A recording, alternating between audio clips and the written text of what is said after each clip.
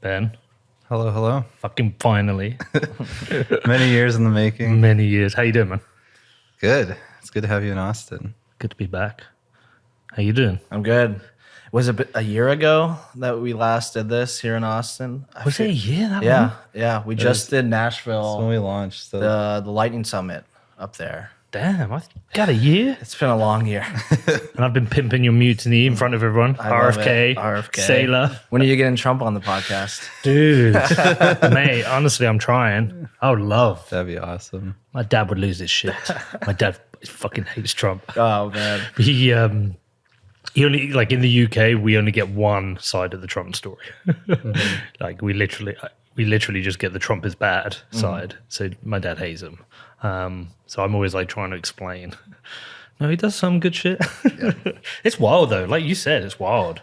I still can't believe it. I mean, like there's the side of it that's like, okay, what can you believe? What can you trust? But like on one side, there's administration like actively attacking us, and there's an administration saying like they won't actively attack us. So, you know, whether Yeah. you believe it or not, I mean, I'm gonna try to go with the people that say they aren't gonna actively try to attack us. Be skeptical. I mean, we have to, yeah. It's been fun for me because like my family is like as left goes, and I'm like, guys, if Biden administration keeps going, like I might have to like move out of this country versus like you have to vote for Trump to keep your son in this country. It's like, what do you want to do? My parents are like, oh, this is hard. I hate Trump, but yeah, it's like it's cool to see like a lot of the normies are like kind of like been normalized to like Bitcoin and crypto. Is like, oh, this is like a thing that like those TikTok people do and like lose money, and it's like, why are they like persecuting them now? It's like that to a lot of people. It's like that makes no sense to me. Like why does this person need to go to jail for trading dog coins? And FTX makes sense, but like Samurai, it's like why does they need to go to jail kind of thing. And I think a lot of normies are like kind of seeing that now as like this is a bad thing. Well, I think from a personal perspective, I can explain it as when you go down this like Bitcoin rabbit hole, it's deep and it's deep. Yeah. Mm-hmm. And you come through it like seeing the world in an entirely different way. And I think Americans are a little bit more exposed to the ideas of freedom than we are in Europe. Mm-hmm. We just queue up for stuff and do as we're told. But like you have ingrained in your culture. But I think if you've not got it ingrained in you, we sound crazy. Mm-hmm. Whereas we think they're crazy. I mean, people call us like American Bitcoiners still staying in America. They call us crazy, but it kind of goes back to, well, I'm gonna stay and fight for what I believe in. Like this is my home. This is where I grew up. This is where my family lives.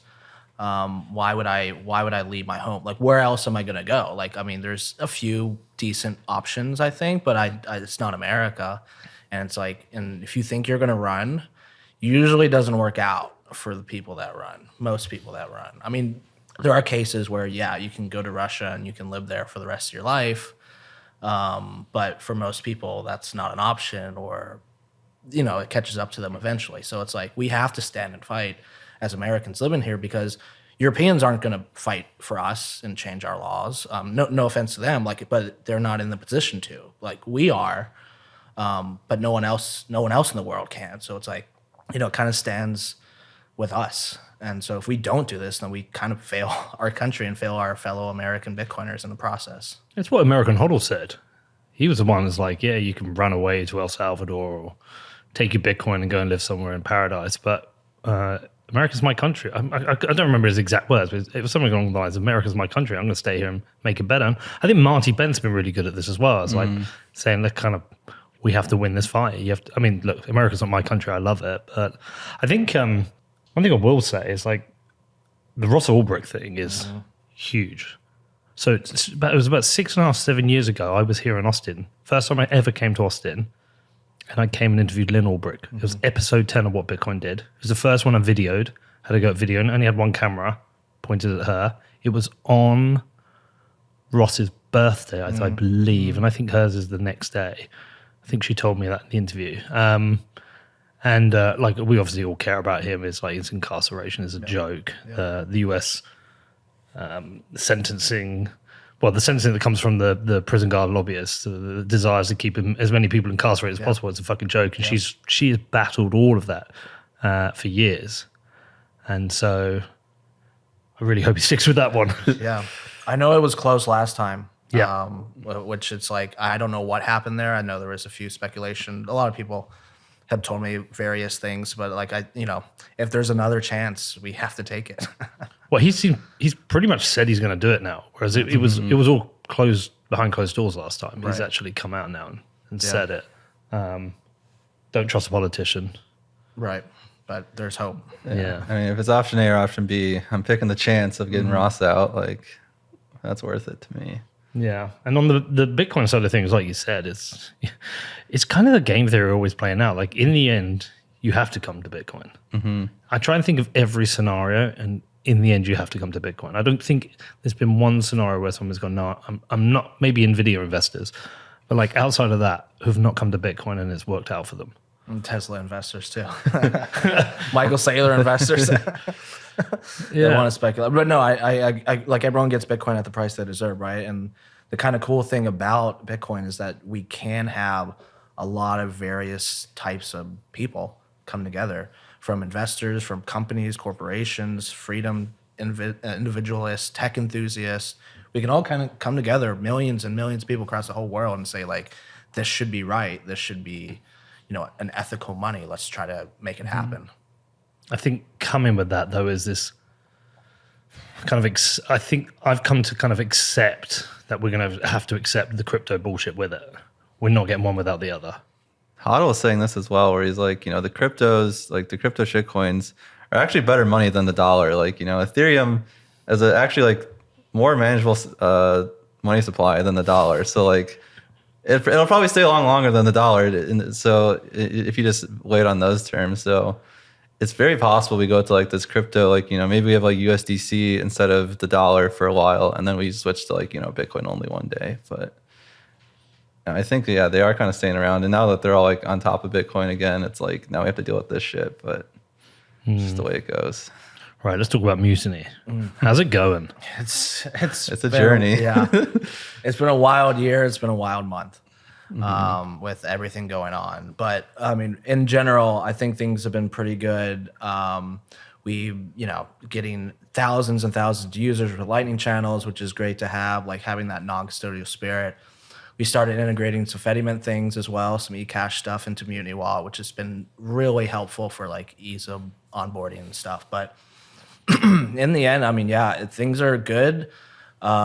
With everything going on this past month, like we've got a lot of influx of new users, which is great for us, but also at the same time, it's kind of disheartening to see other services, other wallets, other things that we passionately believe in, our friends, either shutting down or getting locked up unwarrantedly. And so it's kind of a wild ride where it's like, we kind of like that we have some more users, but this is not the way we wanted to get more users. This is not the way we wanted to do it.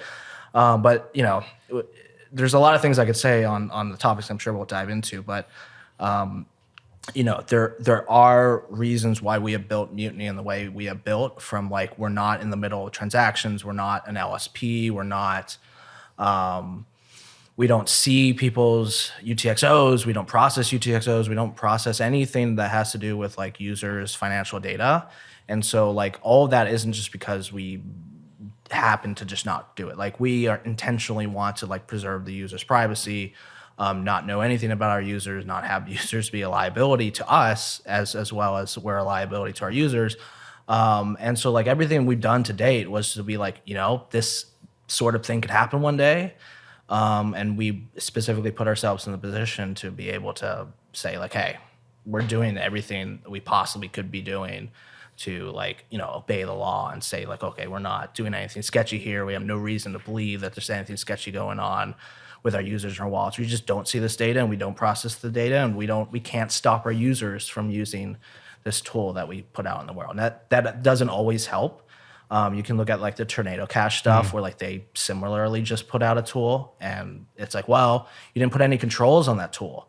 People use that tool in bad ways, and now you're in trouble for it, which is like a complete bullshit cop out. It's like, if I buy a hammer and I go and I hit someone in the head with a hammer, like, the hammer company is supposed to be, they're supposed to KYC me to make sure I'm not going to do that. Like, there's no way in hell you could make someone like read their thoughts and say, is this person going to kill someone with a hammer? Bro, we actually have those with knife lord in the UK. Really? Like, do Yeah. knife manufacturers get in trouble? No, but no, we have it with retailers. Like retailers cannot. I can't remember the exact rules. Kurt hasn't got a mic, but we have certain rules because we have so much knife crime. So That's insane. But we try everything in the UK. We can have a law for everything. Right. So, They try to do that with guns here, but like basically like, well, it's just gonna fall back to like to knives, where it's like, okay, you make this hard with guns, you go to the next best tool, which is the knives. Like same thing happened with like people are using Tornado Cash and they went to Samurai, and now the next best tool. It's like you just go down the chain until you find your tool you need. Like if someone wants to do something, you're gonna do it no matter what. Like the tools just exist, and they'll find the best tool for the job. do you worry anyway? Are you doing this job with like a small amount of like shit they might come after us at some point for something? I mean, Oh, yeah. every Bitcoin company Yeah. right now, like you don't. But they're not going to put Brian Armstrong in jail. Okay, I guess when I say Bitcoin company, it's like our Bitcoin only group are like non-custodial, even like non-custodial, like the wallet space right now.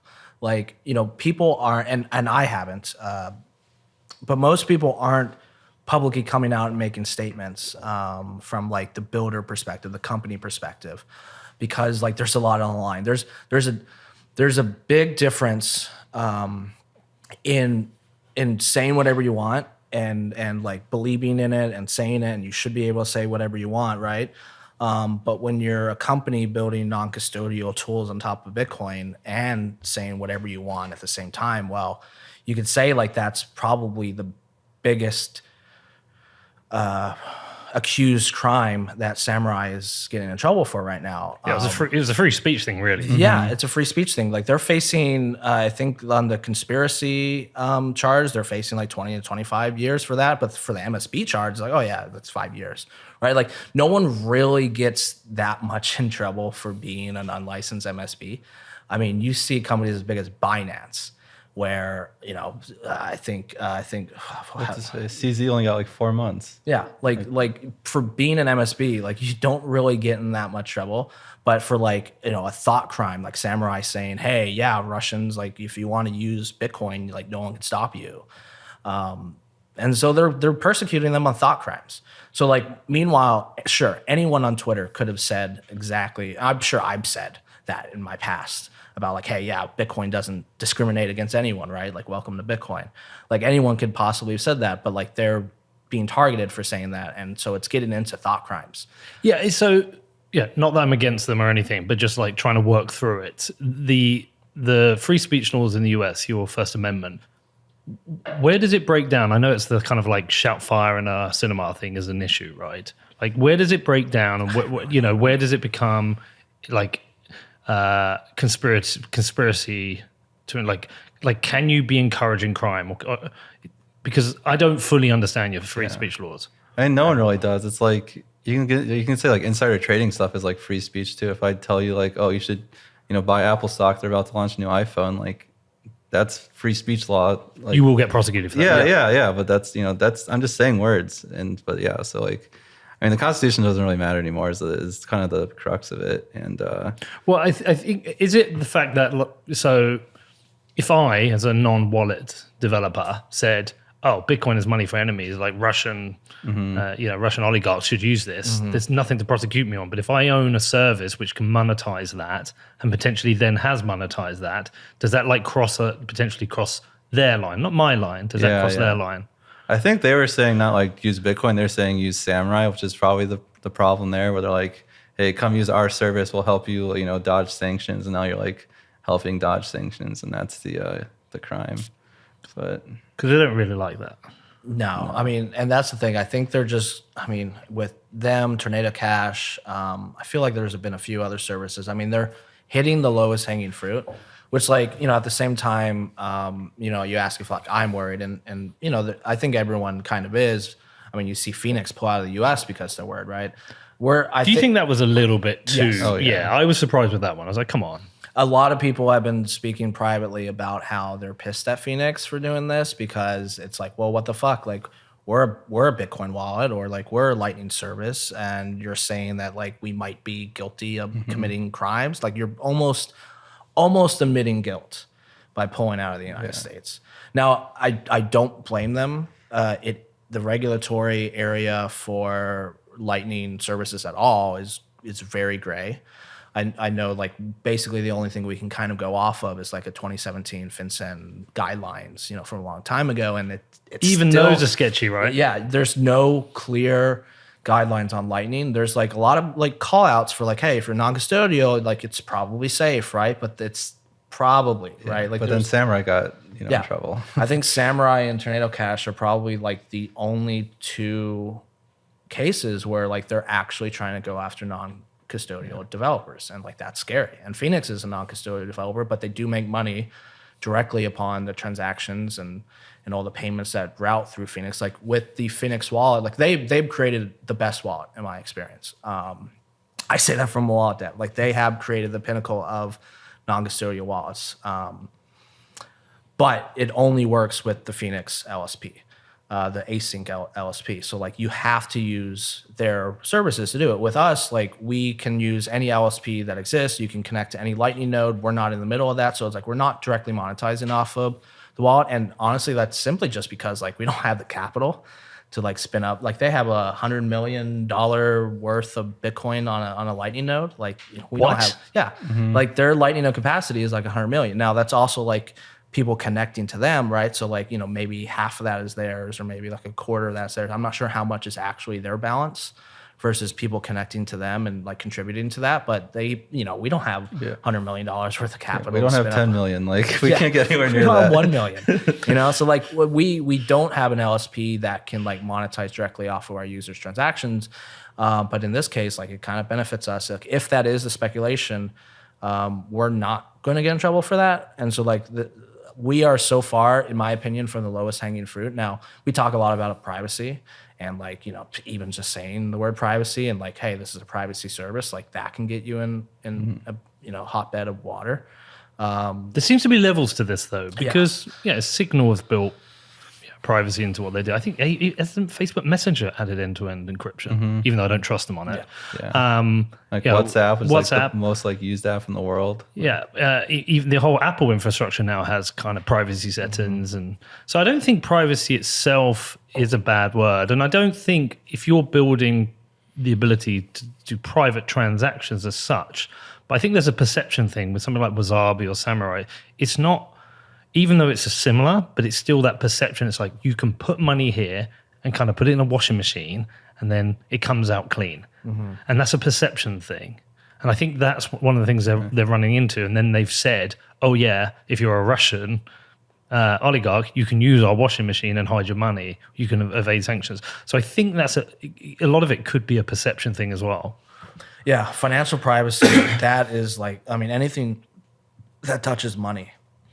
Unfortunately, it's almost like a special carve out. It's like, yes, like privacy on Signal, like no one, I feel like Europe's trying to go after it, but they are. But like in the United States, like we're not. I don't think we are going after that. And the FBI always tries to get Apple to like, hey, unlock this phone, and they're like, no, we can't. Like we're not going to do that. And they get away with it, not get away with it, but they don't have to comply with that. But financial privacy, the financial laws in the United States go far. You can't run from that. You can be a service in Europe or service in Africa, and they'll try to go after you, right? They'll say that their financial laws span across the whole world. So anything that has to do with financial privacy. So maybe that's the distinction. Financial privacy, like talking about that. That's where it's like, oh, well, this might be a thought crime, right? Like, how are you using this? Even some of the FinCEN guidelines have kind of said like, have a different carve out for specifically like privacy tools that are tools and wallets and everything that are specifically like their single purpose is privacy. Like if that's the main reason and that's the main goal. For us, like we just want to make a great Lightning wallet that can like pay and send money to friends and stuff like that easily, right? But I mean, that's kind of the distinction. Like everyone has to be really careful with their words right now, and that's like the thing I'm terrible at. So we'll see how that. Yeah, here we are. But I mean, it's important to talk about, like, these things are being talked about in private circles. Like wallets are talking, LSPs are talking. Like, what can we do? What can we get around? Like, you had Matt Corallo the other day on the Pockets. I listened to that. That was really like, hey, just give more money to politicians to fix the problem. That was kind of my takeaway from his experience.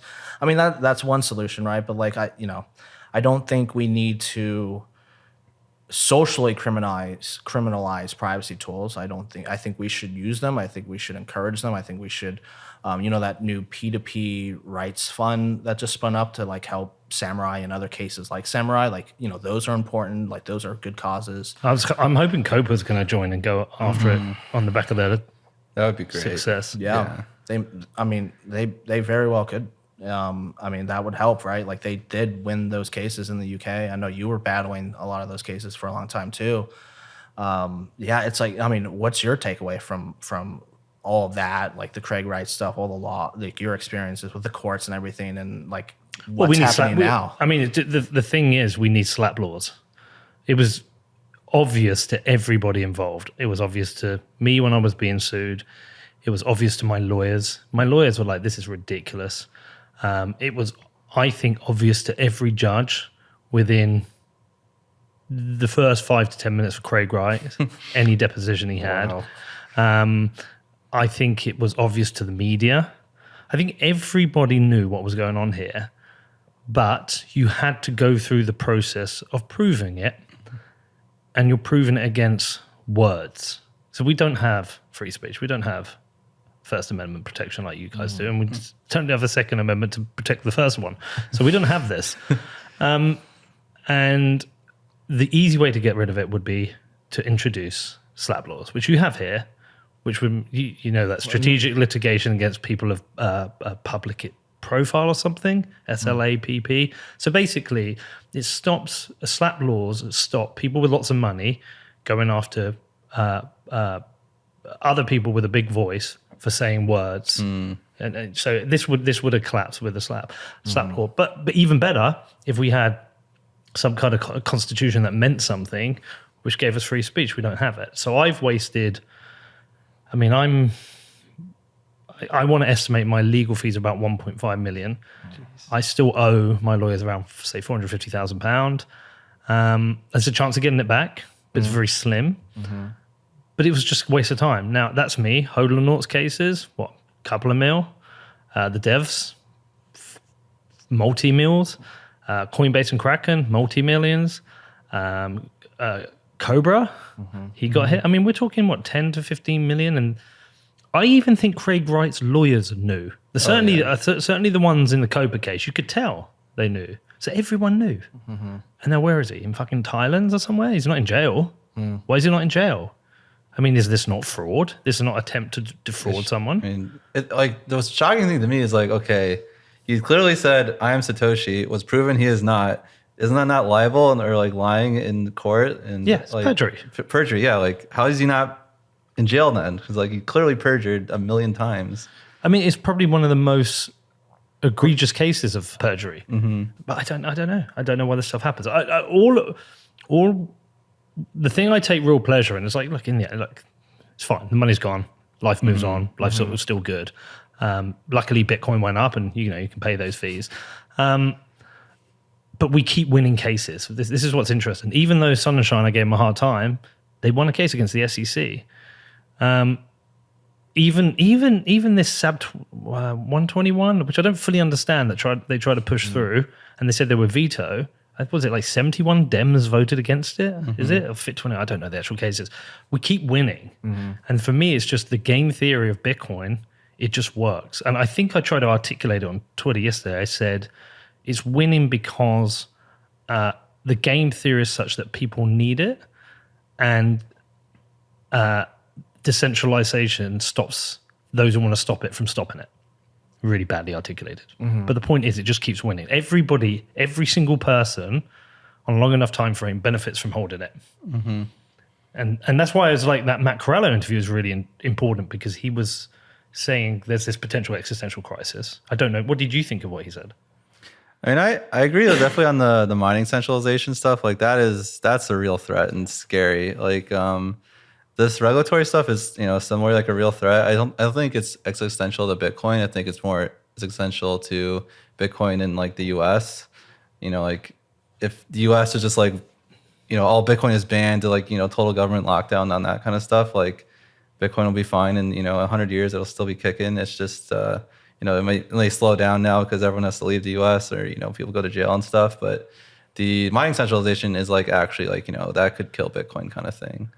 And the scary thing is like it's mostly an incentive problem that's like kind of working against us. Where we need miners to switch to Stratum V2, and it's like there's no like hard incentive besides like goodwill, which miners historically have never had like our interest in mind or the future of Bitcoin in mind. So it's a little scary in that regard. There must be something that could be done to push them. Like obviously social pressure would be one, wasn't it? I mean, you'll probably know this better than me, Ben, but there was a long time ago, there was one particular miner that was approaching 51% hash rate. And Ghash, that's it. And the social pressure was them to back down, and they did. Yeah, basically like told people like, please get off of us. And eventually people did. And like it ended up killing Ghash. But I mean, Ant Pool like is like at over like 50%, it seems like, and no one seems to care or like move off of them. So it seems like a different scenario now. So right, like it's all the pools, like it's like separate pools, but they're all like proxy pools. They're all proxy for Ant Pool. So I mean that is the scary part. It's like, oh wait, we've already been hitting like over 50% hash rate with one collective, and we haven't noticed until now. Right. And the real threat there is if they go rogue. There's no incentive for them to, because they destroy Bitcoin, but... Yeah. Well, but they can start like censoring things like, and like no one really notices until like, and then it becomes like a culmination thing. It's like, oh, if you look back in history, it looks like Ampool, they wouldn't never mind a NoFact transaction for last year. And then it's like, oh, that's suspicious. And then, eventually they could start just, reorging blocks out and stuff. And that gets really scary. Or... I think there's enough people watching blocks at a very fine grain level right now that it wouldn't just. I don't think it would just fly by. I think we would notice if there was something going on there, but it's not good either way. Like the fact that something could happen, where like okay, all of a sudden they're censoring transactions, and then what? Like now we have to convince all the individual miners to get off of Ant Pool. Like, normal people, they have lives too. Like how many of them are, offshore, or not offshore, off-grid miners that like, don't know anything about the network, and they just like set up things and they haven't touched it since, right? Like how many miners are actively like, okay, is this pool good? Do I agree with their ethics and morals? Like what are they doing behind the scenes? They just want to pay out. Like you talked about how like the rabbit hole is deep, and like the mining area, like I don't even touch it because I talked to Marty the other day about it, and there is just so much going on there financially with miners that like I've never even thought about, like all the like PP LNS stuff and all the like shares that the miners do, and like they don't get payouts for a certain time, so they're just being fronted payouts until they hit a block, and all these like mining financial incentives that like are beyond me, that I'm like, whew, okay, I'm not touching this. But it's not hard to make something an issue in Bitcoin.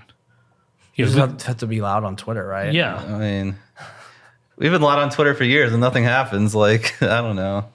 Yeah, but it's like maybe sometimes it's like maybe I can be loud on it with this and just start to make it a real issue.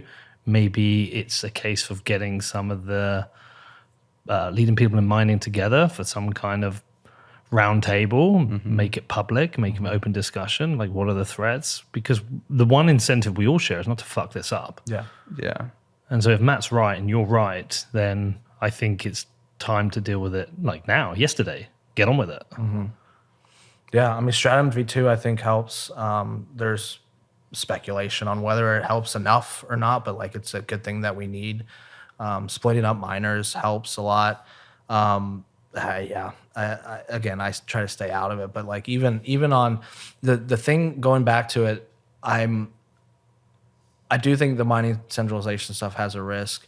There's a lot of people saying like, there's laws being passed on a state level here now, like, whether it's like Oklahoma or Florida or Texas, it's like, okay, let's make sure that non-custodial, like you can hold your own keys and like non-custodial usage is fine. And I don't think that was ever a problem. I don't think you could in theory have like a 6102 attack on Bitcoin where it's like, okay, now no one can hold Bitcoin.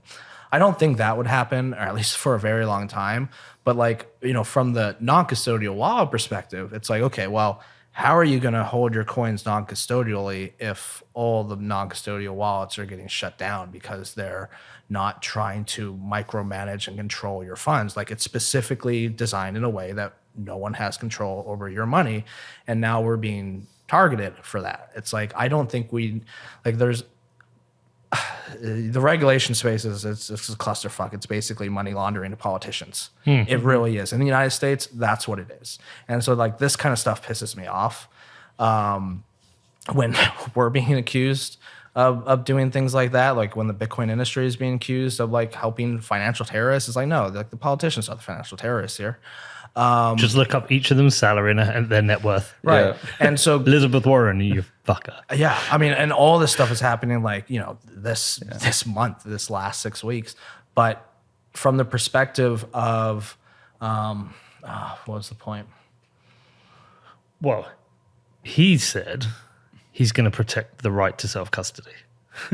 Right. That's And amazing. I don't That's think, insane. yeah, again, I don't think the self-custody part was ever an issue. It's like the builders of the tools. It's like the developers, like the people getting persecuted right now unlawfully, in my opinion. That's, I think, the concern. But they can only ban technology wallets. You can't go back to paper wallets. I mean, it's not ideal. Well, You can't ever actually stop it. yeah, No, but yeah, you can't. for a paper wallet, you still when you need to send, you need to put that seed into an actual software wallet to spend the money. You can't. I mean, if you're doing Bitcoin transactions by hand, you're going to spend a year doing a signature manually. So Look, as technically incompetent as I am, the first time I used Monero, I used the CLI, and I could find a way. yeah, Yeah, I could find a way. So there will be ways to circumvent it. There will be for sure. There will be, I don't know, things that just exist in browsers. oh yeah, you're just worst case is all Bitcoin software is banned, but you still just torrent it the same way you torrent a movie, Yeah. and you can get it. But The problem is who's going to keep building that? yeah, It's if that Monero CLI developer got put in prison because he made a tool and Fluffy software. Pony did get in trouble. Not for Monero explicitly, but But yeah, But that's scary. You have to build these tools so we can actually do this stuff. But it's if just writing the code it becomes illegal, and it's what the fuck do we do? well, this is why I'm kind of okay with the lobby and the politician side of things. Yeah, I agree there. We have to eventually fight their fight. We've kind of won the macro game of Bitcoin is now considered sound money. I think a lot of people are coming to terms with that, and it's okay. Now we need to get the censorship resistance things solid, and to do that, kind of have to we have the strong technological balance for that, but we need to protect that not just technologically but politically of being able to do this. So the politicians is the way to do that, and we can just play their game of if Jamie Dimon wants to money launder, he can because he lobbies the banks and the politicians all he wants. So we just have to do the same thing on our side, and luckily Bitcoin appreciates enough, so hopefully we can we'll have the money to do it. But I think my biggest worry with the lobbying the politicians part is the people with the most amount of money. What are their incentives? What do they want Bitcoin to be? And we all love number goes up. Yeah, that's it. It benefits us all. But if they're not actually spending Bitcoin and they're not using Bitcoin, they don't care about transactions on Bitcoin. They don't care about spending it. And so whatever they lobby, it doesn't matter for Bitcoin usage. It's just hey, we just care about 21 million. We just care about our ETFs. We just care about our corporations. We don't care any law that says, oh, you can spend Bitcoin however you want. Any law that says it's a currency and you can do whatever you want. They're not going to support that because they just care about 21 million. So sure, we can all collectively try to lobby politicians to say hey, we specifically want to make sure that we can use Bitcoin tools, we can use non-custodial things, we can spend it at stores with no problem. But we we don't have as much money as Apple or MicroStrategy or other corporations. Yeah, so it's who's lobbying and how, and the right social pressure. I think we're all pretty clear that David Bailey's been Yeah, he's going hard. He's going hard. I was just with him for the last couple of days, and he is an fucking incredible man, actually. Like, he is so fucking Bitcoin. I think he is the most Bitcoin person I know. He gets a lot of shit, unfairly. I would disagree with that. He is one, honestly. But when I say he's one of the most Bitcoin, like, he wakes up and puts on Bitcoin clothes and thinks about Bitcoin. But he doesn't think about just Bitcoin at a like technical level, or maybe he thinks about just Bitcoin winning. What is it he can do to make Bitcoin win? So he doesn't give a fuck about the minutiae details, like, oh, I've got this guest on at the conference, or this booth. He doesn't give a fuck.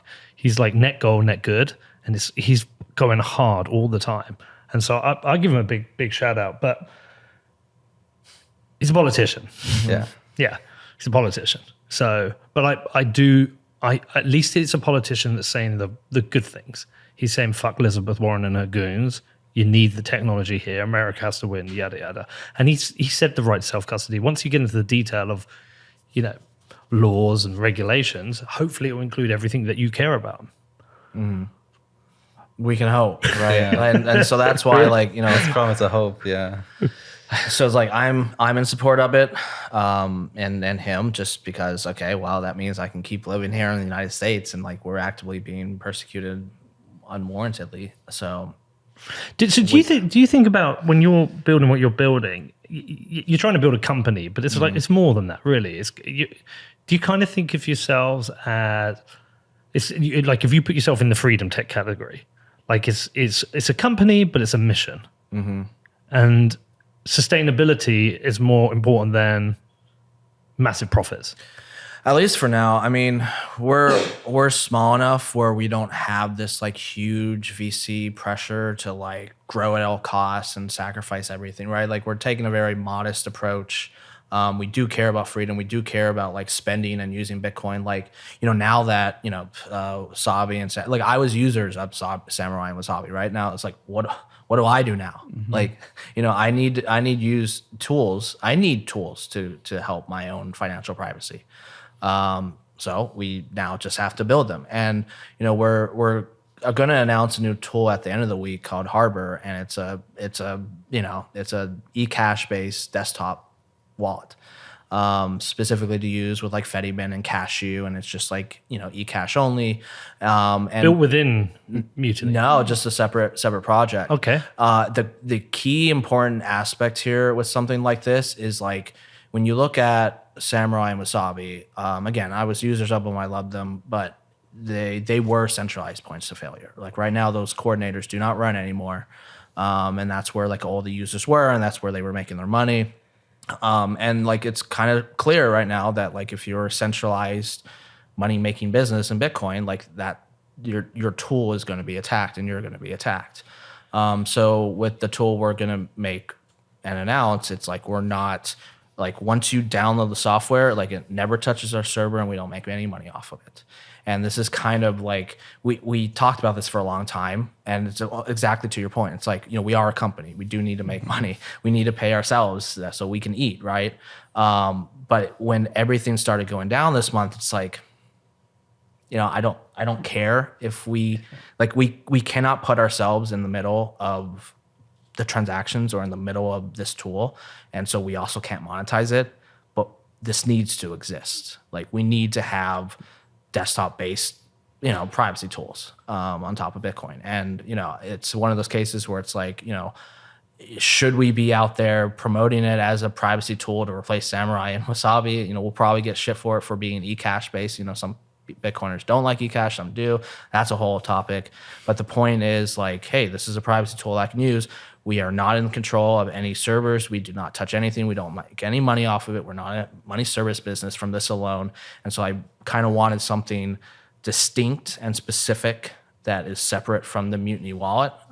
Even though I think we're in a really good area with Mutiny Wallet, I think something needs to exist that's a little bit more hardcore than it, and a little bit more privacy preserving, and it has no reliance on us whatsoever besides just being code that you download and compile and run yourself to connect to your mints, and then you're just talking to mints. You're not talking pretty to fucking us. cypherpunk. Yeah, and we're not going to make any money off of it, and so it's fuck it, this needs to exist. Is it written and done, or you're announcing that you're going to make it? It's already pretty much, it's like 70% done. And we we're like just got the POC working pretty much, but now it's like, okay, Yeah. make it pretty and usable. I mean, you said, what the fuck's POC? proof of concept. Oh, proof of concept. Okay. And what, Windows, Linux, Oh yeah. okay, everything. Mac. Okay. Could I use it? I think so. It's a simple screen. It's just like, hey, send it, like add your mint that you want to add, and then send and receive. It's like single balance. It was funny, like when we were designing, we're like, okay, put a send button, put a receive button. Is there anything else we need to put? Like, it just kind of works after that because it's just like, it's Fedimint, everything just, the privacy is just like innate to the system now. You don't need to like, wait for my name to get high after all these coin joins and stuff like that. Like, just kind of implicit to the system now. So you don't need to worry about like any of those fancy like selection stuff. So Okay, let's get into the tech a little bit of that. So it's an Ecash. Some people like it, some people don't. And you're not setting up a mint for it. Anyone can just subscribe. Do you subscribe to a mint? Is that what it is? Yeah, you basically add any mint that exists, and now you are talking directly with the mint. So like when you receive money into the wallet, you ask the mint like, "Hey, create a Lightning invoice." Or Let's go back a step. Okay, we're early stages of bull market. Plenty of new people coming in. We have to go through it step by steps. I pretend so they can understand. It's also for me. Okay, but like we're gonna have an audience. They say, "I've bought some Bitcoin on Coinbase or on Gemini or on River, right?" And I've maybe transferred it to a hardware wallet, and I might have got Wallet of Satoshi and sent some sats around. But that would be pretty advanced for some people. So we're going to go obviously quite detailed. You download this wallet. What is a mint? Just explain what a mint is. A mint is either an individual. In the Cashew case, there's a protocol called Cashew where you can do mints, and then there's federated mints, which is almost kind of like Liquid, where you have like many companies or many individuals that don't have unilateral control of the funds. They can't like stop anything individually. So you can have federated mints, but basically they are what issues the Ecash to you. So it's like a vault. Yeah. And so if I subscribe to, I don't know, say there's a Bedford vault and I subscribe to it, I can then send it actual Bitcoin and it sends me Ecash back. Exactly. Which is denominated, it's basically sats denominated. Yeah. Okay. My understanding of Ecash is they can inflate that supply. That's one of the downsides. You do have to trust the mint that you've joined. So that's why like the concept of community mints or community banks is kind of sprung up. It's like, hey, you should trust your local mint. You should know who they are. So like that's 100% something that does apply. And say I send them, the equivalent of 10 million sats and say whatever, they issue me 20 million by mistake or whatever, or they just choose because I'm their buddy. At what point does the mint get found out? Is it at the point I try to send it outside of that mint and the mint doesn't have enough to cover it? Yeah. Basically bank run stuff. It's a bank run stuff. Yeah. Either that or it just happens that some user tried to do it and then, that's when the supply was out. But usually it's like bank run kind of level. So like there's a lot. I always love when Eric is on your podcast talking about like the concept of free banking and mints and stuff. Those are always great podcasts. Eric Voorhees? No, sorry, Eric Yates. Yeah. And so look, if I'm in a mint, but say I send to you, does it send from that mint to the mint you're in? If we're in different mints, it will go over Lightning. Does it first look at see if we're in the same mint?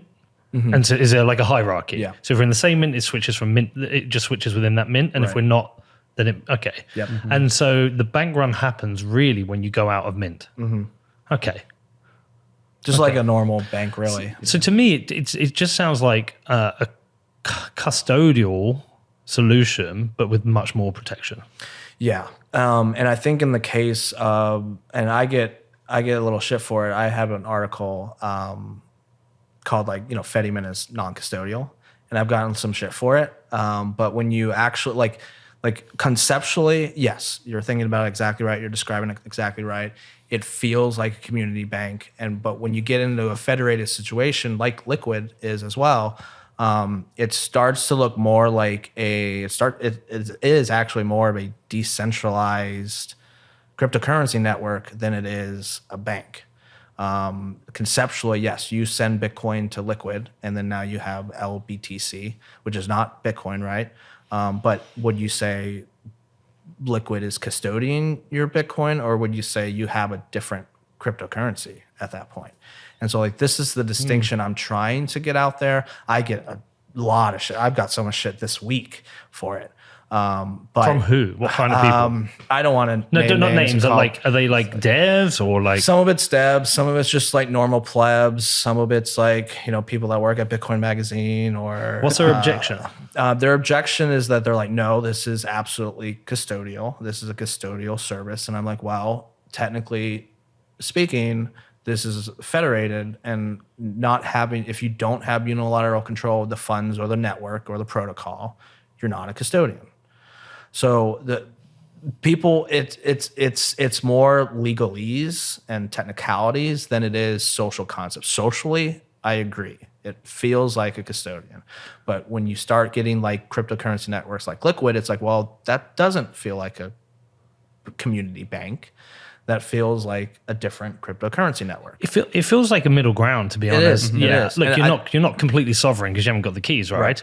Well, you have your individual Ecash, which is interesting. So it's like, what do you self custody? You self custody your Ecash. If I lose the dollars in my pocket right now, I don't have custody of my dollars.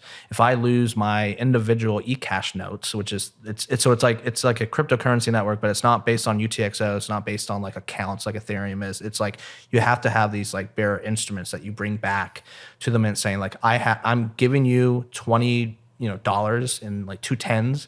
Please swap this for Lightning, or please make this payment, or make this deposit or withdrawal. But if they rug the mint. Yeah, I mean the mint can decide not to honor that, or like collectively, right? So like in the Cashew case, like a single operator runs a Cashew instance. With the federated case, like FediMint, it's like it could be up. I've seen tests up to 40 different operators that could run, and so like as long as a majority of them are like, yes, we'll process transaction, you'll have no problem, and that kind of helps too, because it's like, okay, well now there's not a single point of failure. Now there's like you have to attack like 20 individual. Like if you have like something like a 21 out of 40, you have to attack 21 different people to stop that network, and so it starts to look more decentralized as a cryptocurrency network than it does a community bank. So like my argument is like, hey, this, you are technically speaking non-custodially, you are taking control of your own Ecash, and that network could stop working. But like any cryptocurrency network can stop working. Yeah, I think my worry with the mints is the scenarios to get with the dark markets. So post Silk Road, like Silk Road was like the king, and that was one everyone used, and all the others were just like secondary. They had like a monopoly position, but afterwards you got other ones. I think there was one called Alpha and Sheep and whatever. What they would do is kind of interesting. They'll start spin up these dark markets, and I don't even know if they did it with intention, right? But you get to the point where you've got a lot of buyers, a lot of sellers, there's a hell of a lot of Bitcoin in those wallets, and at some point they just go, they go dark, they sweep the Bitcoin, they disappear, and they risk a bunch of pissed off, buyers and sellers are going to come after them. I think it's a risky thing to do.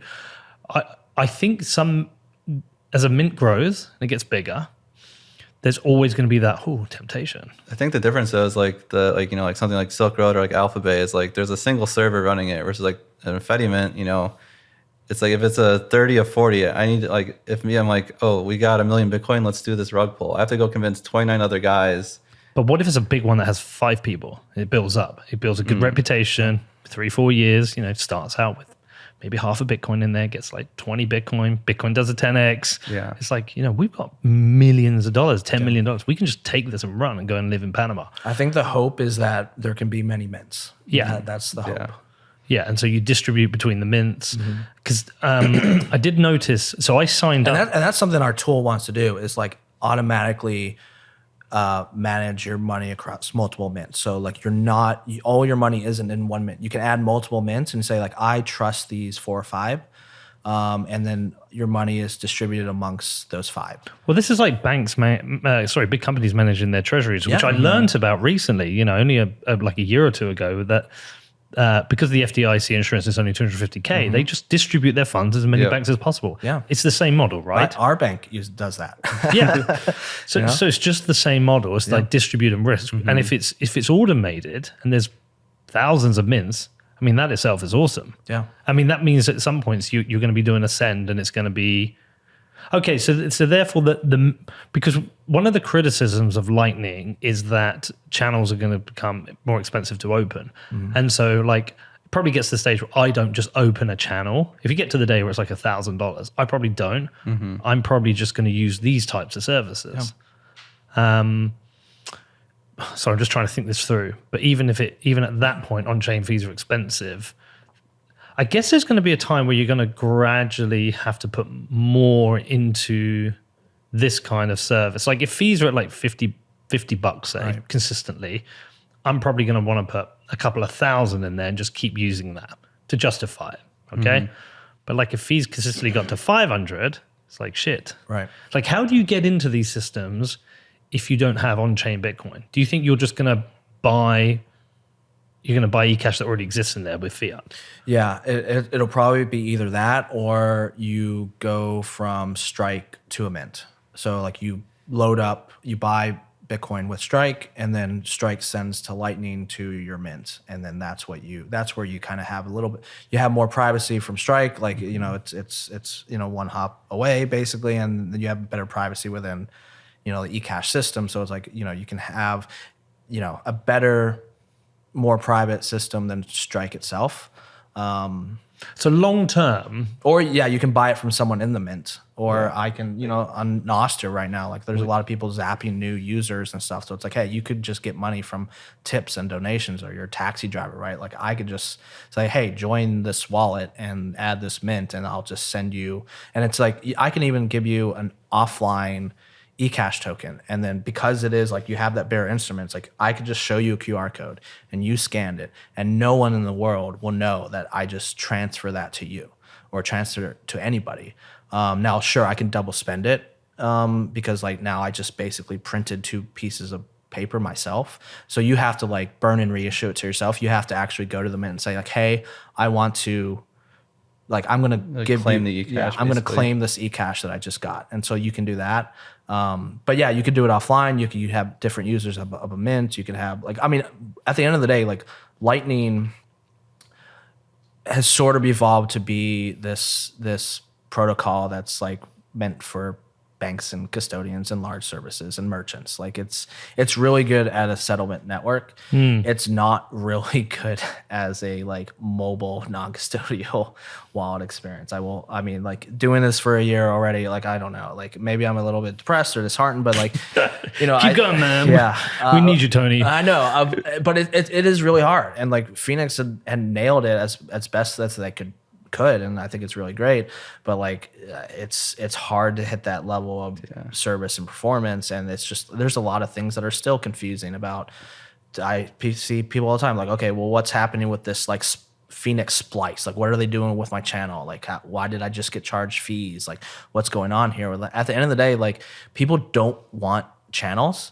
People want the ability to spend and receive Bitcoin without like anyone stopping them. So like going back to like our mission, it's like our mission is like unstoppable money for Mutiny. And so like if Ecash can help in that mission, then we want to support it and we want to utilize it the best we can. And so like the way we've done it is like in Mutiny Wallet itself, it's like you can start out, you can add a mint. We show you a list of all the mints, the Fedi mints that exist, and you can like pick one that you want to add. Like it shows, like has like a sort of like recommended engine. So like you see what friends you might have that recommend different mints, so you can join the mint that your friend has. I saw it yesterday. Yeah, it's almost like a web of trust. I actually signed up for a new account yesterday, not because we were doing this. I've launched a fund in Bedford to invest in local talent, and I set up a donate page, and I use Zaprite for the donate. Nice. And so for the if anyone just donates base chain, it just goes straight into the unchained multi-sig that we have.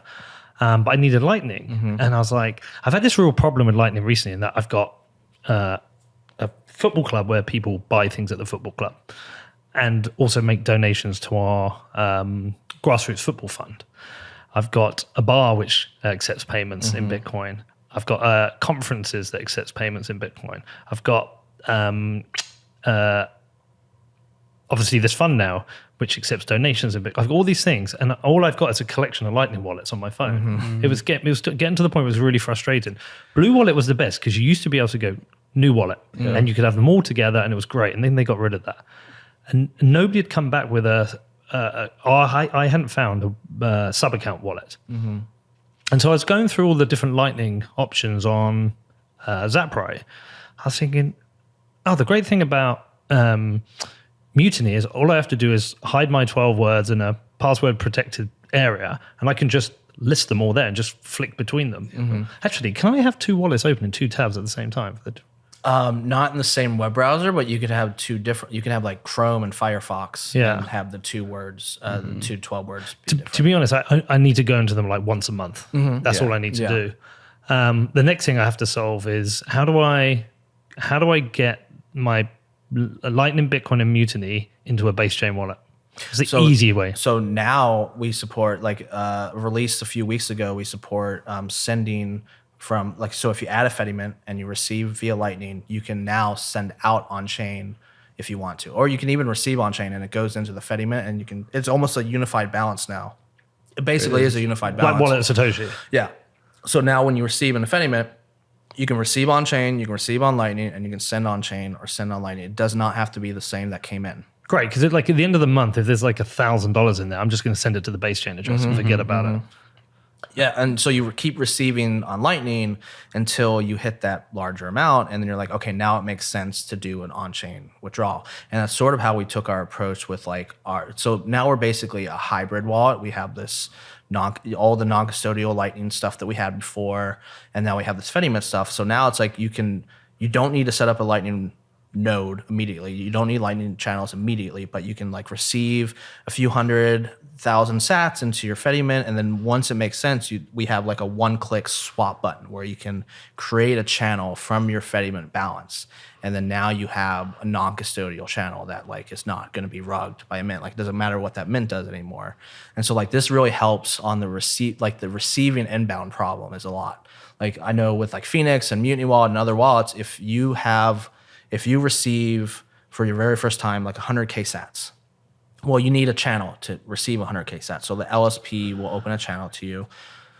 It'll open up a channel for maybe 200K sats, maybe 1 million sats. So there is some limit of capacity that they can send you because they have to lock up liquidity to you. If you keep receiving 100K sats, let's say you're selling tickets and it's 100K sats and you sell 50 tickets a day.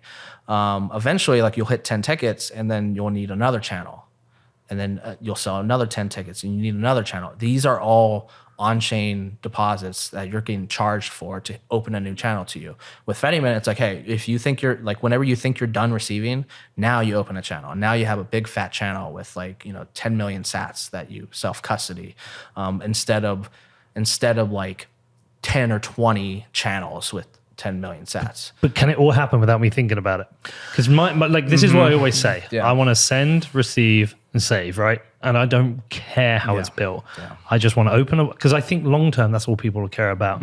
When people go onto their Venmo or their bank, they don't care about the systems in the background. They don't know what goes on between the banks and settlements. No one cares. They see an amount and they click send and it's done. And that's all people want to think about. It's so hard because we have so many users of different types. Some are we did have some automation in there where it's if you receive a big amount, that automatically goes to the Lightning channel. It makes sense, right? If you're receiving a big amount, you should self-custody that. If it's small amounts, it goes to the Fediment. And people were so confused by that. And then now we switched to the Fediment only mode until you explicitly want to swap, because some people don't want to open a channel. So there's so many users that are I want individual control, and then there's so many users you make that decision for them, and they're I don't know what just happened, and then they're upset and confused and thinking. If you do too much automation with money, people question, well, what are you doing with this? Is my money. I didn't want that. People are really defensive about that. Well, yeah, because a large part of your original audience is a pleb audience who know their shit with Bitcoin. Yeah. I'm thinking long term. A lot of them are they know just enough to be dangerous, where it's oh, I know what a Lightning channel is, and then they kind of do, and then once they go through the process of getting their own channel, they're wait, I didn't know that part of it, and then they're why did this happen? And it's well, I guess you didn't know what Lightning channels were, and so people it's hard thing of they want to try to do all the cool tech stuff, and then when they get their hands dirty, it's it's a lot harder than people expect sometimes. So yeah, it's a hard balance, but the Fediment stuff just kind of glosses all over it. We're kind of taking that approach of you can just do Fediman only and just be like, never worry about how Lightning works or anything like that. Just, scan QR codes, paste QR codes, and that just works. But if you want to go to self-custody, it's kind of hidden-ish, and you can just do that. And going back to the mints and not wanting to be rugged, would there be a way of constructing a mint? I don't know if this exists within Bitcoin, whereby any withdrawal is like if there's an attempt to do a rug, which would be a significant more than 10. Hold on. So if stuff's moving around, they're always going to have to move stuff out them in and out, right? Generally speaking, but there's certain like size volumes that would be significant. So is there any way that it could be time delayed and there's like a website that shows, the mint has tried to remove half the Bitcoin or something? And you could do something like that, but like if you do that, then what the way the rug pull then is that instead of like taking the Bitcoin like all at once, just inflate the Ecash supply and then slowly take it away yourself. So there'll always be a route around. Yeah, there's always a way. And Kali has done a lot of like research and experimentation about how to do something proof of reserves. Like it's not a perfect system, but like one of his thoughts around it is the mint is always depleting itself into a new mint. Like it's still the same mint, but technically speaking, it's like depleting itself into the new mint. So as long as everyone has gotten their Ecash out of the old mint into the new mint run by the same operator or operators, then you proved, okay, for the period between January to July, everyone got their money out. There was not a single complaint. And so you can say at least from that period, they were fully reserved and they didn't have a problem. It's like an audit. It's like an audit. Yeah. And so that's almost as good as I think you can get with the tools that currently exist on Bitcoin. I think like maybe with some like opcodes or something, we could probably have like a better trustless Fediment maybe, but I don't know. No more opcodes. I don't know. We've got to be conservative, remember? Yeah. God, this must be fucking stressful trying to figure this shit out. Yeah. And then also trying to make it easy for users. It's hard. And expecting what users are, I don't know, trying to figure out what users expect at the same time. It's difficult. Social signaling on the mints, though, is very cool. I did see that yesterday, and I was like, Will Cole's there. I know Will Cole. I trust Will Cole. But then I was like, well, what if Will Cole just like copied somebody else who copied somebody else? So that's been one of our problems. A lot of people like, well, I guess they trust this mint, but like, why do they trust it? I don't know. They just picked the first one in the list because a lot of people are like, yeah, I just picked this one and then I recommended it. I didn't really know why. And it's like, and that's the thing. You can pick a mint, but not recommend it. So like it is an explicit action if they're like, hey, I recommend this and I'm telling other people that they should trust it too. But yeah, the problem is like there's not very many mints yet. How many in total do we think? For Fediment, I think there's 3 now. And there was 4 and one is shutting down, like Free Madeira one is shutting down next month. And they're going private only. They're going what? Private only. So they're only going to share the invite code to the people in Madeira, and they're not going to. Right now, it's public. Anyone can join the Free Madeira Mint, but they're going to shut that one down and make it like only people with special invite codes can get into that mint. So like there's public mints and there's like private mints. Like you can make a private mint where it's just you and your family, right? And you're the operator of it, and that's as trustless as you can get. But we need thousands of these, right? Because then you could have like, if you had $100,000 in there, you could have it across 1,000 mints. Like that's $100 per mint. Yeah, one goes down, a rug you, it's bollocks, but like you've lost $100. And Cashew has a lot more mints. I don't, maybe a dozen or so. It's still early days for both projects, I think, but could that service just mix between Cashew mints and Fedi's mints? It can kind of work that way. Yeah, we don't have Cashew support in Mutiny Wallet, but when we build Harbor, I think we're going to add Cashew support. So that way, and the cool thing about it is that you can still have a unified balance. It still says like your total amount across all the mints. And when you make a payment, let's say you don't have all the money in one mint, you can instruct like 3 or 4 different mints to make that one payment on your behalf. So when you operate a mint, is it all essentially automated? Do you actually have to do things? It's basically just like running software. It's same as like it's a lot less than like a Lightning node where you need to like actively manage channels, all this stuff. It's basically just like keep this thing running online and connected to the internet. And like, that's basically it. And everything else handles itself. But with Fedi Mint, so if I say I signed up to Fedi, so I found out OB, I was like, all right, I want to do a Bedford Mint. What am I actually got to do to do it? Basically, like almost the same thing that you have to do to set up a Lightning node. It's actually easier to set up than a Lightning node. Now, you do have to attach a Lightning node to it, or you probably want to attach a Lightning node to it, but it is easier than a Lightning node itself. Can it get to a point where it all comes out of the box? I don't have to do that. Well, yeah, eventually you can make it like an Umbrel app. It's like two-click install and it's running. Are Umbrel doing this? I think Probably. someone on the Fediment team has started that process. There's even a service. It's almost like Voltage. What's it called? Clover. Clover, yeah. Where you can hit one button and like it sets up a mint, or at least like you still need in the Fediment, you still need to find like 3 or 4 or 5, however many guardians you want to join. You still need to get like 5 people to individually do their one-click button, but like it'll get to the point where you can just do one-click button and then find 5 friends. And what do you just get a private key each? Yeah, basically, you get like an invite code, and you say like, "Hey, Guardian, like add this invite code," and then it initiates the process. All you have to do is like fill in like, what's the password you want to do for the admin login, like, what's your username on this Guardian, like what's the name of the mint. It's like So you have to do it all through the Fedi software, right? And it takes like 5 minutes. But once that's all, I think Obi showed me it. But like once that's all done, what do I then have to? What do I have to guard a piece of information like a You do need key? to back up the private key. Yeah. But then after that, you're pretty much done. And so in the mint, just like someone deposits in, they get the Ecash. We don't actually have to sit there doing stuff. Keep the server running is basically all you have to do at that point. And if it's a server, like what redundancy do you have to have in place? The cool thing is that because with Fediment, you have like 5 or 6 other people, like as long as like all the guardians don't go down at once, and like you can, with your private key, you can, let's say your server shuts down, but like all the other like 3 or 4 other Guardian members, they're still running. The network's still processing. Ecash is still making deposits and everything. You can join back up with your private key and say like, "Hey guys, I just lost my whole server state." So they burn that key, start a new one. No, you don't.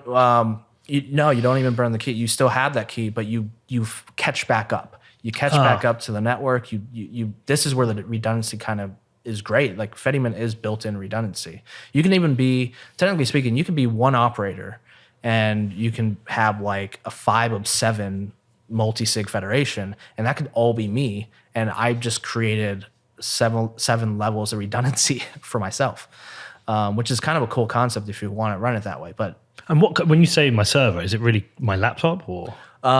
Well, it should be always online, so not like a laptop. Like normally people use like like AWS server or something, like something that's always online and good uptime. So what am I moving into that AWS? Is it a server each? Each signer has to then sign up to AWS?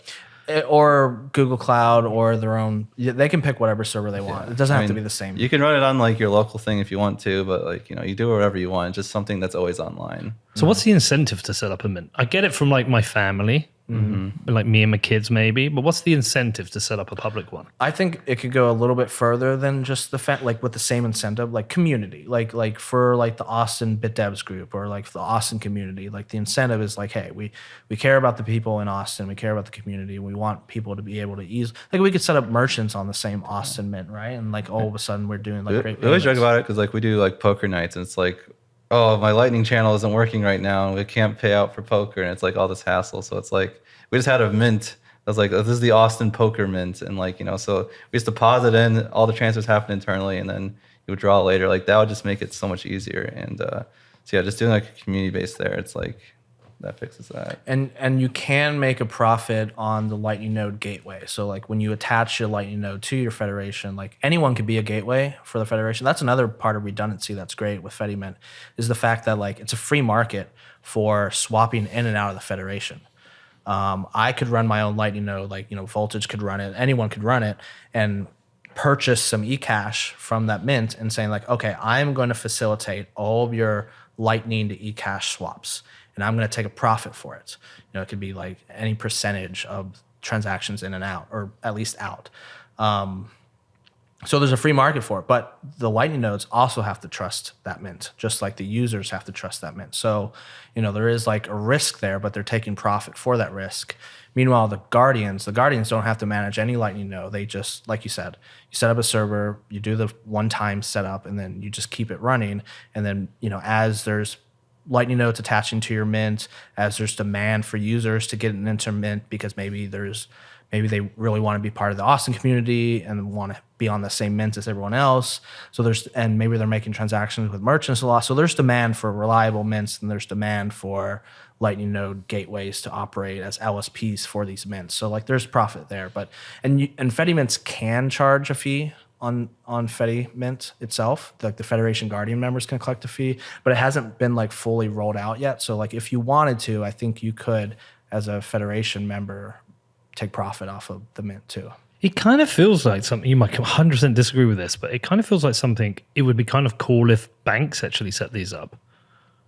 Yeah. That's like the end goal, I think, is just like making like the Hal Finney post from like in 2009 of like Bitcoin banks. It's like, this is like the correct way to do it, where it's like you have a bank, but it's done correctly. Like it's auditable, it's a multi-sig, it's very private. We have all these like nice properties instead of just being like, just use Coinbase and KYC. Like this is like the correct way to do it. But hold on, could a mint force KYC? In theory, but they will do that then. If a bank did, if like Chase said, right, we're going to set up a mint. Yeah, but the cool thing is like you could KYC and it would still be like better than Coinbase, because like it has like, now it's a protocol instead of just being like the Coinbase API, and it still has like Ecash space, so I can still send offline Ecash to Tony without Coinbase knowing, even though they KYC'd me. So you can still do cool things like that. And they won't know your balance. They of course they would know how much Bitcoin they sold you total for your lifetime, but they won't know where you're spending it. They won't know who you're spending it to. They won't know your current balance. They don't know how much you collected from other people. I think it would be the KYC part, yes, completely complying with like other MSB related laws, like, there's reporting to financial crimes. There's like all of that. Like, okay, making sure, like, it'd be hard to, I think it would be hard to track your users completely to the level of degree of the Bank Secrecy Act while still running a mint but yeah, Coinbase could run like a cashew mint and be the single operator, or like you can get out of that regulatory environment by making it a Fedi mint and making it distributed, where it's like, okay, well, I'm technically not a custodian, so I don't have to do MSB related. Well, I think Coinbase is more interested in USDC these days. Yeah. They've created their own roll up on Ethereum that only they're in control of, and they're processing transactions somehow. Like, we talk about like crypto and like not being able to get away from it. Some of the best legal advice I've ever gotten were from teams of crypto people. Of course. Look. like they're figuring out how to operate within the regulations of the law, and like when it comes to like Fedi mint related things, when it comes to like we went to one law firm and it was like, hey, here's this Fedi mint thing, like, can you give an evaluation of it for us? And they're like, oh yeah, looks like a DAO. Yeah, we know all about DAOs. Like, here's our legal advice. And it's like, oh, great. You can be nuanced about this crypto stuff. There has been benefits. I think some of the, I might have this wrong, but I think someone like Luke Dasher did some work for some other altcoins at some point or something. And I don't see Luke doing that, but yeah, could be wrong. But like somebody did. But I know some of the developers have, because that's the only way they could get paid enough so they could do Peter their Todd. Bitcoin. Yeah, Peter Todd does a bunch of like audits and stuff for people. And yeah, look, we can be nuanced about it. I actually really like your point is like, this stuff's better. Well, Hodl's point that this stuff's better than fiat. And also look, if someone wants to buy the fucking Ripple ETF, so be it. It is what it is. Can't do anything about it. Like everything trends towards Bitcoin, but I think we can at least be a little bit nuanced about it and say, okay, well, if there's some benefits, if you can get some advice, take it.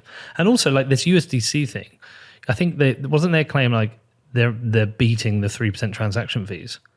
Oh yeah, that was like the Bitcoin pizza thing. They were saying like, we fixed it. Yeah, and look, it is so bad, but at the same time, I operate like a bar. We take payments. We allow Bitcoin. I think we've had 2 transactions since my conference, just natural local people. And every night we're doing hundreds of transactions. And if people wanted to pay in USDC and we pay a lower transaction fee, that is a benefit to my business. So again, you can be nuanced about it. I don't like them hijacking Bitcoin Pizza Day and then making it USDC Pizza Day because that's fucking stupid. Yeah. But I think multiple things can be true. Yeah, and sometimes when it comes to Ecash and Fediman stuff, it's like, wait, what the fuck? This seems like a shitcoin, and it's like, yeah, kind of. I mean, kind of is. It is a shitcoin. It's a shitcoin. It's Bitcoin denominated, so it's not supposed to have the price fluctuations of a shitcoin token. It's not a security. It's not trying to be something that you get rich off of, right? It's like, hey, this is making the utility of Bitcoin better, and it's kind of, you know, it's tough being a Bitcoin developer right now and being limited to the opcodes that exist and like the functionality that exists. And it's like, hey, you know, maybe there will be more layer 2s that pop up. Now it's the speculation. It's like, are they layer 2s or not? Like there's a lot, like, you know, people are like, oh, well, Fediman's not a layer 2, like Cashew's not a layer 2, but there could be other layer 2s that exist on Bitcoin besides just Lightning. And there will be a lot more, but it's like, you know, they all have trade-offs. And it sometimes gets in the realm of like, wait, this seems like it's like, you know, drive chains or like this Fediman thing, like it seems like it's operating like a shitcoin. Why do we want another network? I thought we were Bitcoin only. And it's like, well, I don't know. We just have to do what we need to do. Yeah, it's like, okay, if you propose a better solution, it's like, otherwise you have users managing Lightning channels needing to put in like $1,000 for it to like actually make economic sense, which is just like, my mom's not putting $1,000 into a random wallet she's never tried. So like, Fediman allows us to like have that experience of like put in 1 sat and you can just get started. Like that makes it so much more powerful. And there's literally no other way to do that on Bitcoin today, unless you're doing like fully custodial something else. Bitcoin does feel messy at the moment. In that when I first got in, first Bitcoin transaction was a base chain. There was no Lightning network. That was it. And I bet it was great. Like it just worked. Yeah. It got instantly mined. So it was 0 fees. It was back in what was it, 2013. I bought it on local Bitcoins. I had to send a photo of me with like holding a piece of paper, like writing something on it, and I got my Bitcoin. Sent to the Silk Road. Sent to the Silk Road. But it's really easy, right? Right. And now my options are Lightning, Ecash, Fedi, Ecash, every other layer 2, drive chains, Liquid. On top of that, we have ordinals, inscriptions. There's a lot to consider. BitVM now. Yeah, BitVM, fucking roll-ups. Like if you're somebody new coming in, it's like, what the fuck? What do I do with all this information? Like with my bank, it's like PayPal, Venmo, credit card, but it's all the same. It's just like send, receive. And you don't technically have to think too much about that. But you also naturally grow up with it from when you're first at a shop and your parents give you $1 to buy something. You know, you naturally, it's like you learn money like you learn a language as a kid. It just becomes ingrained to you. But Bitcoin is like learning a whole new language. And that language is growing quickly. And it's getting complicated. And that's I don't really have a question. It's just more of a point. And then there's developers like you who are having to think about the implementation of that language and sub-languages and slang. Yeah. I mean, I don't fully understand all this. I mean, like, that's why we keep Ben around. Like, Ben just went to, in Austin, we just had Nifty Nye. She just put on the BTC Plus. Cool. She's here this week. Yeah, she probably, yeah. No, I mean, she's coming in here. We're doing an interview. Oh, nice. Yeah, she'll talk all about that conference, but it was all script related. And like Ben would like come home that day and be like, "Oh, here's what I learned at script school." Oh, that was great. Yeah. Are there enough developers coming in? I mean, you can always say there's not enough, but is there a good pool? I don't know. Like, there's not many like new like protocol devs. I'd say like on Bitcoin core side, I think like we're kind of being okay now. Where it's like now that Craig Wright stuff is over, hopefully a lot of the devs have like came back, and then like some of the new ones have been onboarded. But yeah, but there's no like soft forks being proposed by like anyone like real new kind of thing, or like Lightning is like kind of like 10 people that like do all the protocol stuff. So there's not like many like new crop as of yet. But the thing is, it's like if you look at like any of the protocol devs on like base chain or like Lightning devs, it's like they all been doing this for like 10, 15 years. So it's like you can't just like, oh, I'm going to do it and then like get onboarded and like a week or even a year. It's like, there's so many layers you have to understand. And then like, okay, now you understand it. Now I need to be able to be creative enough to be able to like create the next thing on top of that, which is like even harder. So, well, that's what chain code war is great at. Weeding out the best people, giving them a zone to start working on, and like just let them grow. Yeah. Like following Amity has been amazing, because I met her the first time I went there, just see her grow and grow and grow. And I know Brink are pretty good, but we just need more of that. Yeah. But it also takes a special kind of person to be a protocol dev too. Like I don't have it in me. Why not?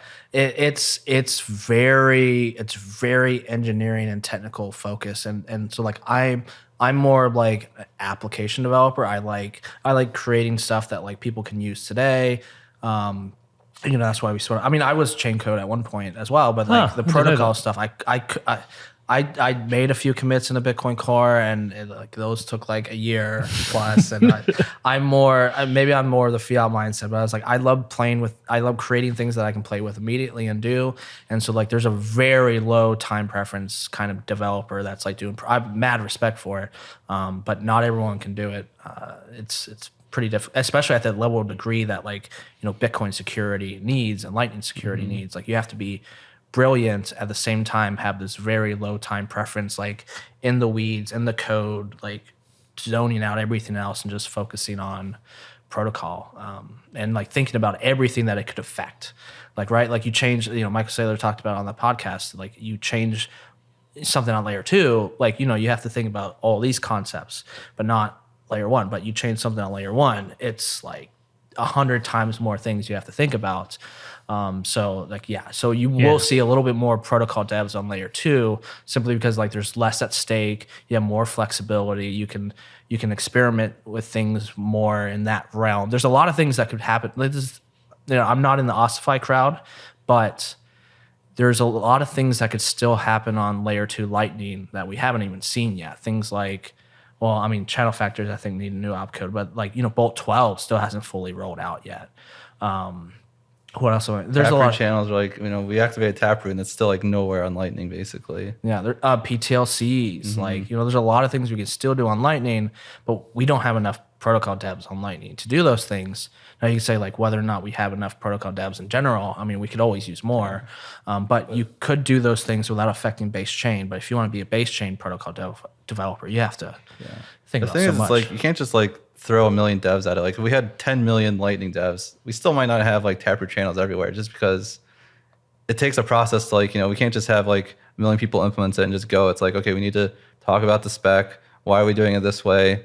Debate that, let it like, ruminate, be like, okay, this was a good idea. And then you go and build it and test it and deploy it and all that stuff. And it's like, a lot of it's just like, this needs to take time to do, just because that's how you build good software. And like to do that, you just have to wait. And like, if you throw a million devs at it, it's probably just going to make it take longer. You just like, because now you have to get 10 million people to agree on it instead of 10 people to agree on it. And that's just an arduous process. I don't think ossification is a real thing, by the way. I don't think it's possible. And I don't think you could get, there might be a technical way of doing it, but I just don't think you can get agreement to do it. I think ossification really is actually conservatism. That's what we're really talking about. Very, very conservative. And I agreed with Saylor on that. I disagree. You heard it. I disagreed with him on the idea that it's infringing on property rights. I think any upgrade to the Bitcoin software is the free market. But I don't know enough about OpCat, but I know enough to know I don't like the sound of it. But I hear Andrew Polstra likes it. OpCat's the best, dude. I'm very pro. Okay, why? So basically the idea is like OpCat enables a million things on Bitcoin that are not possible today. And like, does it enable MEV? So, okay. Maybe. Trigger warning. Yeah. So the thing is, okay, it's like MEV, miner extracted value is like the scary thing is like, we're going to fuck with mining incentives. And that could like in my opinion, like that's like the main thing we don't want to soft fork in is like, well, we changed Bitcoin and now mining incentives are different. And like, that's an actual threat to Bitcoin. But the thing is like MEV may already be here. Like BitVM and ordinals and inscriptions are like, they enable like a lot of the things that like MEV is scary about. And OpCat basically just like lets us build those, like there's like 10 different ways to do like BitVM, and OpCat like enables us to do like a better way of doing it. It's like, okay, so now if we have OpCat, we could have these scary MEV things today, and like OpCat lets build it like the correct way where there's not MEV or not these like mining incentive skewed things. So I think that's like what the beauty of it is, like it's going to enable all these things and we can do them the correct way. The thing with OpCat, it's like the unoptimized way where like, okay, I want to like do something like a channel factory. It's like, there's gonna be a humongous script and it's very ugly. But we can like see in the market, okay, like the clear use case of OpCat is channel factories or is BitVMs or this or that. And so then we can like take afterwards like target approach and being like, okay, it seems like people actually didn't want to do channel factories, they want to do this thing. So let's make a targeted opcode that's like very efficient at this, and then we can move from there. So like it lets us like enable like all the functionality that like not just like made up, like this is what Satoshi originally intended, and just like deactivate it in a commit called misc changes. Like it's just like a panic removal of OpCat. So like we could bring it back in a correct way, in a safe way, and like just enable like what Bitcoin is meant to be, and then we can like move on from there. Well, I know Andrew Polstra's keen, and he's a good signal for me. Mm-hmm. Well, listen, I fucking love Mutiny. I mean, you know, I do. You, man. Every big interview I do, I put my shirt on. See, I don't wear Bitcoin clothes apart from my football team and the Mutiny shirt. One, because it's a badass shirt, and I still want my Metallica one. Well, we tried to get that done, but the shirt guy said that he made a Metallica Bitcoin shirt before, and he didn't want to make another one. We're still gonna try that. Yeah. We're gonna have to shop around. If I get him and I ask for it, I bet you get it. I bet you get me. 100%. We'll move mountains to get that. Yeah, I'll make it myself. Do you know what? I could just go make it myself and go, fuck you guys. You could sell it, make profit. That'd be cypherpunk. Oh, yeah. No, I love what you guys are doing. Absolutely. That, anything we can do to support you. Have we pimped you out in the ads at all? Yeah, like anything we can do. Yeah, we love what you're doing. Just reach out to me or Danny. We support you. We've got your backs. And just keep crushing it. It's very cool what you've done so far. And you're important to Bitcoin. Thank you, Peter. You as well. Thank you. Thanks for listening, people. See you soon.